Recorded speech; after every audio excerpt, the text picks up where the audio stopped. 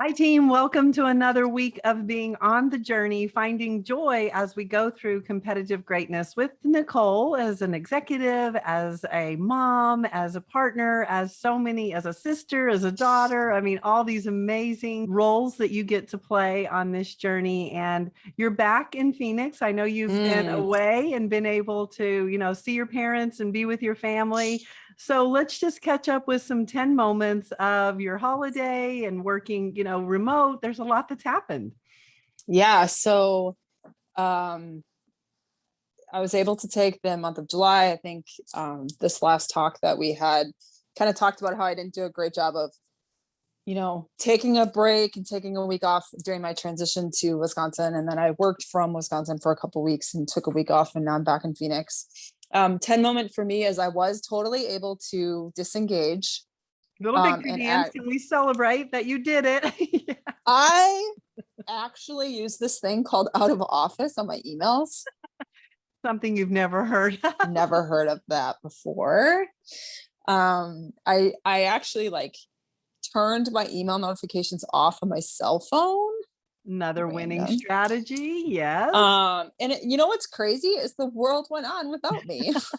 So 10 moment was I was able to spend a ton of time with my family. I was able to see a lot of people that I haven't seen in over a year in a very safe way and safe environment. Safely, we traveled across the country twice. We did that safely. Thank you, God, for that, right? There's a lot of variables here. So it was just really great. Kind of came back with a new perspective on things and just trying to keep that, because coming back is awful typically. We call that re-entry. Re-entry can be a bit brutal, just to put it, call it what it really is. The truth is re-entry can be brutal. And it can be, and trying to stay out of the spiral of the anticipatory anxiety of what you're coming back to. Yeah. And just trying to, have that full heart, full gratitude of what I was able to just have, which was amazing for both myself and my family. And then just kind of coming back into how do we move forward in success in this next season, which is interesting.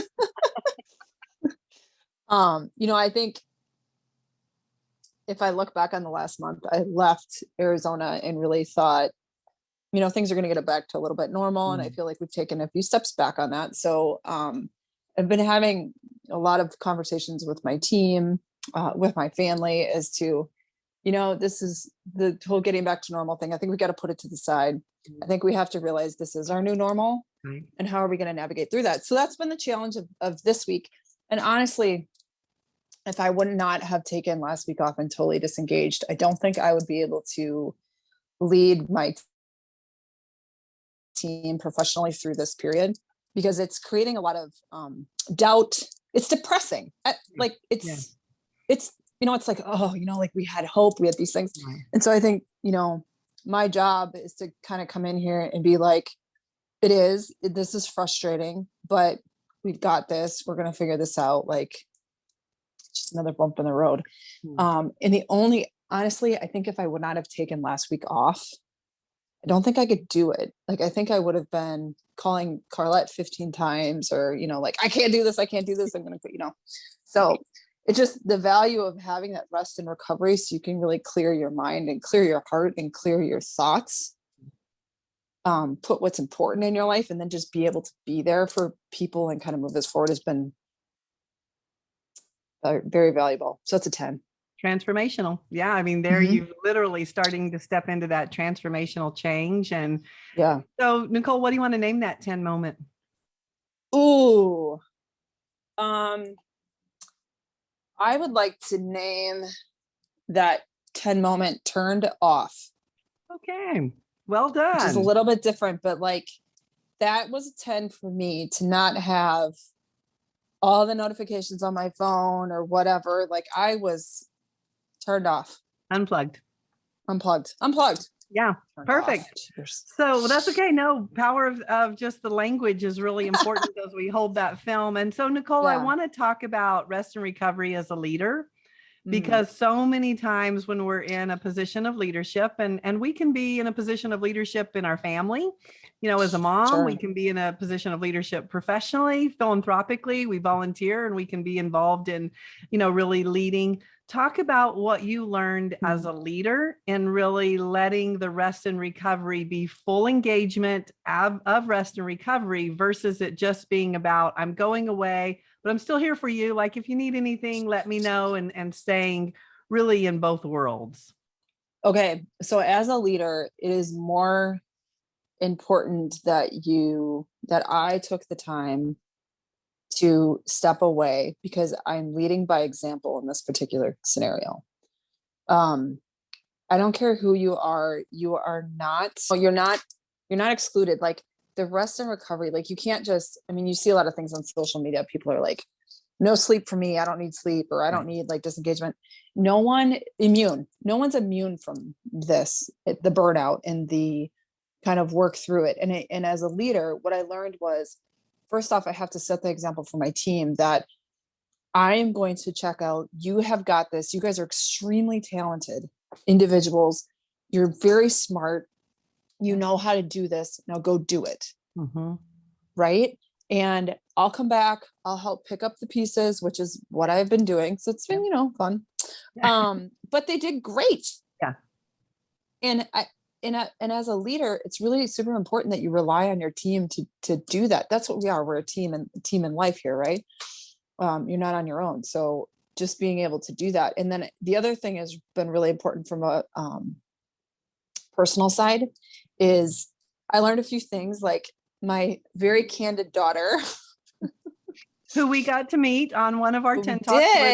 Little E is your daughter. Yes. Very important to talk about the power of team. You weren't able to make our 10 talks recording. And so we subbed in little E. And so team, you got to meet little E. Yeah. And she loved it. She said some of the questions were hard, but she loved it. So but what I learned from my daughter last week was, she was very candid with me. She asked if we could do something this week that she was really looking forward to. And I said, well, I need to check my schedule and see, what time it works. And she's like, can we go in the morning? Because a lot of times you're cranky after work. That hit me a little bit and realized that I, even though we've been talking through my journey in this, and I thought I was doing a better job, I still have more work to put in there. And I still need to look at that time with her and the things that I want to do with my family is more sacred, and putting my phone away and my concerns away and really making that shift. So as much progress as I've made in my brain, it's not enough. So, or you're on the journey, right?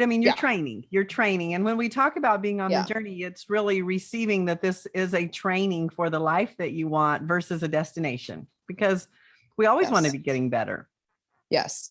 And really being that, leader as a parent and as a spouse. And it's funny because my husband is really good at he's going through a transitional time too, but he can be really good at just be like, nope, I'm not gonna, I'm kind of going to put this away. Don't kid me. Like he still has stress and he's still going through a lot, like an incredible amount of stuff, but he does a great job of just kind of like putting it aside.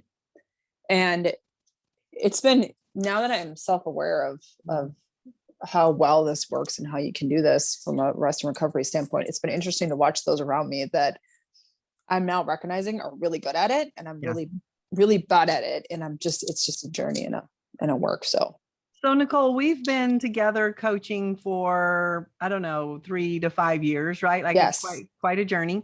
And we've talked about rest and recovery. That's one of our winning strategies. We always talk with everybody that we coach. We really coach them on the power of rest and recovery for high performance, because if you're going to be a high performer, you have to value that rest and recovery.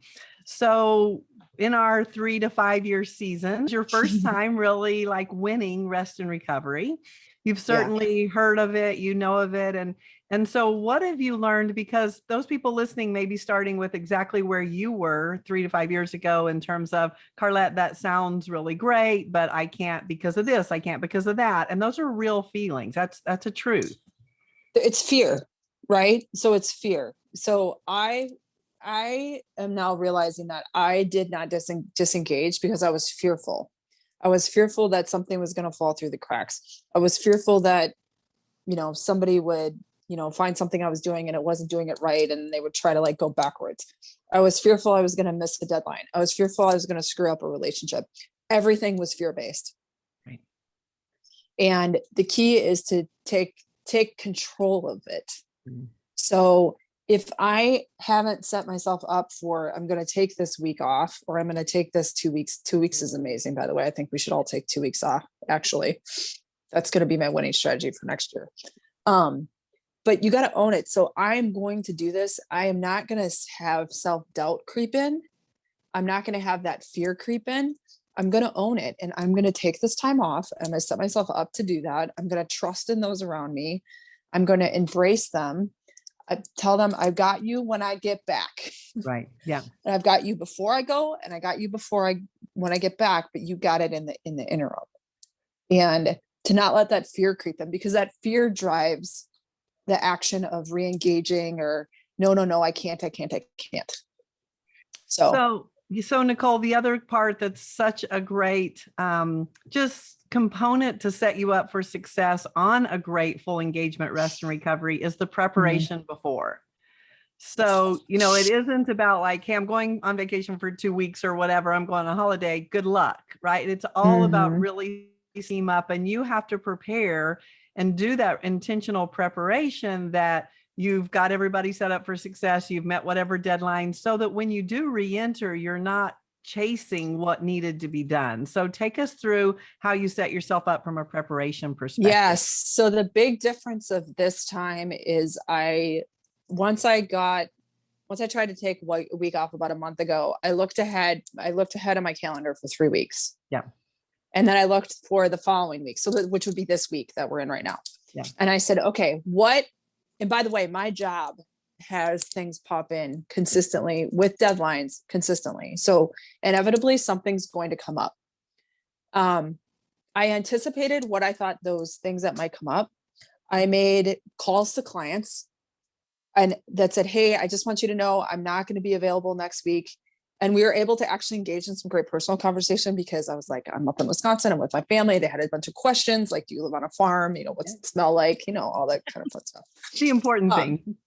Are you going golfing? Like, what are you going to do? And like, hey, I'd be happy to touch base. If anything comes up, just text me. That was a winning strategy for me. Like, if it's urgent, I want to text. If not, I'm disengaging. And then I engaged my team across the board, like this. So everybody was clear and transparent that Nicole was taking a week off. I would not be available unless it was an emergency, which does happen. You need to be there. Here's how you can reach me. I was clear with my boss, like, here's the things that I have going on. If you have questions, here's who you can talk to. If you really need an answer, you can reach out. Right. So I was very but Carlette, it took me 3 weeks to prepare to take a week off. And I've never done that before. Previously, I would look on the Friday before I was taking a phone. What did I forget to do? That doesn't work. Yeah. Wrong answer. Wrong answer. Well, but the good news is you are maturing as an executive. You're really maturing from a preparation perspective. And I just want to talk about how to do rest and recovery, because it's not just on the holiday that we take rest and recovery. What's really important is that our whole day, our whole system of living is around, and that's certainly our well-being. It's really around honoring that we need time to recover so that we can optimally perform. So the winning strategy for that is to set your day up, and let's talk about kind of a Monday through Friday when you're working. Full engagement from, wake up till finish work. The minute you hit the finish work button, 5, 6, whatever time it is, that transitions you into your personal time. And we're going to have the desired outcome of our personal time be rest and recovery. Because whenever we're going into a personal space during our work week, now we're going to enter rest and recovery. What's so valuable about it is rest and recovery doesn't mean hit the couch. Right. I mean, it can if that's Correct. what feels good to you, Yep. but it's If a that works way, for you. yeah, it's a way of being engaged in something different than your Mhm. professional. So you get Mhm. full engaged with your family, full engaged with your relationships, and you get this energy from interacting. And now you're doing something that's full engagement personal. And that's actually rest and recovery. So what have you learned about that, Nicole? Yeah. So it's funny you should say that because I felt it yesterday. This is very real and in the moment. So I got up, did some things, started on my day. And then about like midway through the day, I didn't feel like that great. Like, I don't know. I'm probably tired. I'm having time zone changes. I'm coming back and re-entry here. It's exhausting. I didn't feel that good. And I'm like, oh, dang it. Here we go again. Then went back into my work day, took like a 15-minute transition, which was, sitting on a couch or a chair or something. And then went, nope, I am going to go do this. And here's the thing. So then I went and spent time with my daughter. We did some stuff around the house. We jumped in the pool and I felt great. Yeah. And it just went to show you, like, I put the phone away, I put the work things that were going on, and I just kind of fully engaged with like her and my family. And, that was awesome. The crazy thing for me is one of my biggest things for me personally is I am a huge baseball fan. And I can have a baseball game on and while I'm in the kitchen making dinner or whatever the case might be, or if I'm at my daughter's practice, I do like to read a lot when I'm at my daughter's practices, or I'll put the game in my AirPods. But when I'm focusing on like hearing the baseball in the background or whatever, I'm not thinking about work. So that's actually That's a rest winning and strategy recovery for me. because And that's my rest and recovery, because that's right. I can engage and watch some baseball, or even just, like I said, I'm not sitting on the couch watching it. Right. Rarely ever do I actually do that. Right. But I'm able to kind of have it on. It's like, okay, kind of listening to, here's the inning, here's the count, I can be making my dinner, thinking through things. But anyway, and I just, it's kind of funny because the routine that worked like maybe a year or so ago, a year and a half ago, that's not working for me anymore. So now I'm adjusting to what that is and what that feels like. So, Nicole, what you go ahead. No, I think, and give yourself grace that things will change. Your rest and recovery will change. The things that work for you. I just want to get that point in, because things that worked for me 2 years ago are not working for me right now. So it's new thinking. Yeah. And that's the beauty of you growing and your self-awareness being very much about honoring yourself versus pushing yourself to do the things that don't work. And I think that's the new winning strategy for well-being, is very much about honoring, okay, what's going on with me? What I want to just explore is just, again, those words of rest and recovery. A lot of people think, okay, I've got to stop. I can't do. The power behind rest and recovery is full engagement. Nicole, you just said it beautifully. It's like if you have baseball on in your ear and you're at your daughter's game, you've got several things going on. The key is it's full engagement in your personal life, the things that matter to you, so that you're not thinking about work. The minute you pick up your phone and do an email to work, you've unplugged from rest and recovery. So you may say, oh, I've got, it's 6:00 and I'm going to have personal time till 10:00, but I checked my emails and did all this. Every time you check an email or re-enter into your professional space, you've unplugged and that's over. Like, you're not resting and recovering personally anymore. It's a lot like sleep. If you have interrupted sleep, right? You don't feel rested. You were in bed for 8 hours, but you woke up every 2 hours. We do the same thing with our rest and recovery. We go for it and we set 4 hours aside, but it's interrupted. So really want to encourage that full engagement, rest and recovery. Then you show up ready to optimally perform the next day at work. So we've got really this visual of kind of a work day. You're going to have this much work and this much rest and recovery, which is kind of 5 to 10 at night. On the weekend, you want to reverse that. If you have to work on a weekend, you want to have this much rest and recovery and this much work. If you need to work on the weekend, you want to set a particular time. I'm going to work from 9 to 11 and then I'm done. So again, you get those full engagement blocks. And then when you go on holiday, that's all, total rest and recovery and full engagement. But that's the way we're living rest and recovery every day versus holding on and, burn out and working until we go on this holiday? And I think it is so hard. And I honestly, I have to tell myself, like, not to pick up and look at my emails before I go to bed. Like, don't open the Outlook app. Whatever you do, don't open it. Like, but step away from the app. like step away from the Outlook app. But honestly, like, I have to tell myself constantly, full engagement, full engagement. That's the words that are going on in my head, to remind myself to be present in that moment. Because I got to tell you too, personally, as a mom, there's nothing worse when a child is really excited to tell you something and they go on and on and on, and you're not listening because you're thinking about the 15 other things. And then you're like, oh yeah, that's cool. And she's like, you didn't listen to the thing I said, did you? Yeah. So, and it's funny because it shouldn't take our kids to do that for us, but sometimes it does. God bless them. But, I think that's like, wait a minute, she's talking to me, even though it might be about something that's, whatever, important to a 10-year-old. Right. Engage, like, be present in the conversation, just like I would be present in a conversation in the office. So it's really hard though. It's a muscle. Yeah. And it's really a training again of, let's just call it training for full engagement, because we want full engagement at the office. When you're in meetings, we need that full engagement, because that's how we're going to get the most out of what we're doing, versus if we're showing up at the office and we're half at the office and half at home, and there's all this going back and forth.